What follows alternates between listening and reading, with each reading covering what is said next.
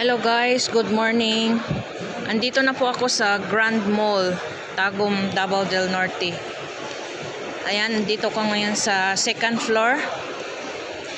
Dito sa SSS. Ayan. Dito ako sa SSS. Umaga pa, ang dami ng tao nakapila.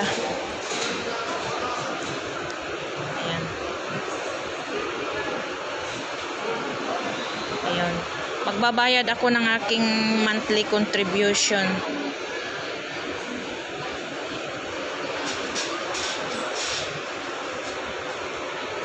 Tuloy-tuloy lang ang pagbayad para mas So ito lang update natin guys. Kung nasaan ako ngayon, dito ako ngayon sa SSS. Bayad ng ng aking contribution.